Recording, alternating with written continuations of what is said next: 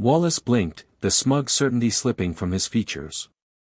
"Chief," he repeated, the word awkward in his mouth. Daniel finally moved, slow and deliberate. His hand dipped into his coat pocket. Wallace's knuckles whitened on the grip of his gun. From the pocket, Daniel drew a black leather wallet. He flipped it open in one fluid motion, revealing the gleam of a gold badge and the unmistakable lettering, Federal Bureau of Investigation, Director's Office. "You just aimed a loaded weapon," Daniel said, each word carrying weight, "at the FBI's Chief of Field Operations." Gasps cut through the terminal. Wallace's grip faltered. But the lenses kept rolling, and the story was no longer his to control. For a beat, Wallace stood frozen, the noise of the terminal pressing in. This can't be real," he muttered, voice stripped of its edge. Agent Miller, the man from the crowd, pulled a radio from his belt and spoke into it without breaking eye contact with Wallace. "Control, we have an officer engaged in an unlawful armed threat against a federal chief. Secure this scene now." Two airport police officers hustled in, eyes darting between Wallace's drawn weapon and Daniel's badge. One reached gently for Wallace's arm, pressing the muzzle toward the ground. The other positioned himself between Wallace and Daniel. "You profiled him because he's black," a voice shouted from the back. The crowd's murmurs swelled into open outrage. Wallace's mouth opened, but the airport supervisor's sharp tone cut him off. "Save it for internal affairs." Miller looked to Daniel. "Your call, Chief. Press charges now, or let it go." Daniel's gaze swept the semicircle of faces, some angry, some anxious, a few quietly grateful. "Not here," he said finally. "But we'll be talking." Phones lowered slowly, but the tension in the air remained electric. Within the hour, Wallace was escorted through a staff-only corridor, sidearm and badge surrendered. The videos were already flooding social media, hashtags multiplying by the minute. Daniel remained at Gate 17, seated near the wide windows overlooking the tarmac. The sun had shifted lower, spilling warm light over rows of planes. Passengers passed by with a new caution, a few offering small nods or murmured thanks. Miller returned with a new boarding pass in hand. "They're clearing your flight now," he said.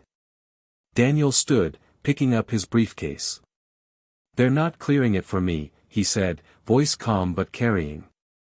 "They're clearing it for everyone who's been told they don't belong." He walked down the jet bridge without looking back. The crowd slowly dispersed, but the air seemed to hold on to what had happened, as if the truth had settled into the walls, waiting for the next time it would be needed. Some badges are worn on the chest, others are carried in the way a person stands when the world turns against them. Daniel didn't need to shout or fight to reclaim his place, he let truth speak louder than fear. In a world where assumptions can be deadly, the courage to stand your ground is a quiet force that changes everything. Share your thoughts below and subscribe for more stories that confront injustice with resolve. Coach Darren clapped his hands once. "Start the clock. Let's see how long the street kid lasts." Jake lunged as soon as Darren barked, "Go." His fist flew straight toward Malik's head, all muscle, no technique. The crowd leaned forward, waiting for Malik to fall. But Malik sidestepped with startling precision. Jake's punch met empty air. Malik pivoted, letting his opponent's weight drag him forward. Another swing, wild and arrogant.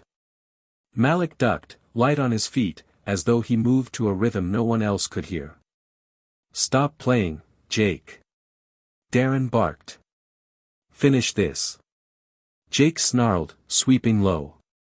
This time, his leg connected. Malik's body slammed against the mat, the sound echoing like a gavel. Gasps, laughter, a few mocking cheers erupted. "That's reality, son," Darren called out smugly. "Not everyone can wear a GI." Malik stared at the ceiling, chest rising in slow, even breaths. His elbow stung, blood trickled along his arm. He reached toward his bag, then stopped. A memory, his father's voice, steady in a dim garage. This belt isn't for the world to see. It's for the days they laugh, and you don't run. Something inside him steadied. He stood.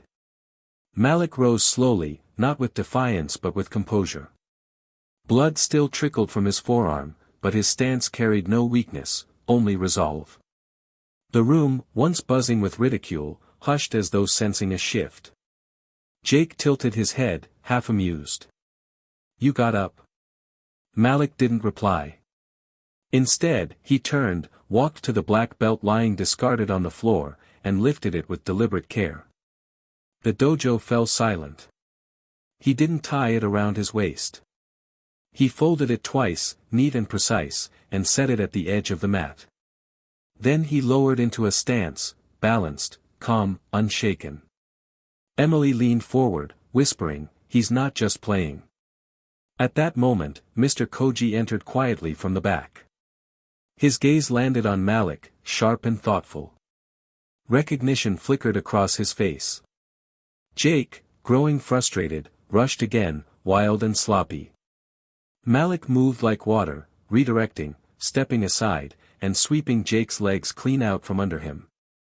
The champion slammed onto the mat with a thunderous thud. Gasps filled the room. Even Coach Darren's jaw dropped.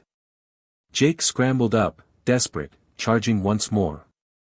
Malik pivoted smoothly, redirected his weight, and tapped him down again, precise, controlled, undeniable.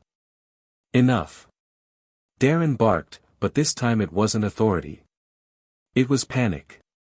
From the back, Mr. Koji's voice cut through, "I know who he is." All eyes turned. "Elijah Johnson's son," he declared. That sweep, that control, it wasn't luck. It was legacy. The dojo stilled, the weight of the revelation sinking into every corner. The air in the dojo thickened, heavy with realization. Coach Darren's forced smile faltered, his authority crumbling in silence. Students who once laughed now stared, not at him, but at Malik, no longer the outsider, but the center. From the office above, Captain Delaney's voice boomed over the intercom, "Bring the black belt to the center." Whispers spread. Malik obeyed, carrying it with both hands, folded, not worn.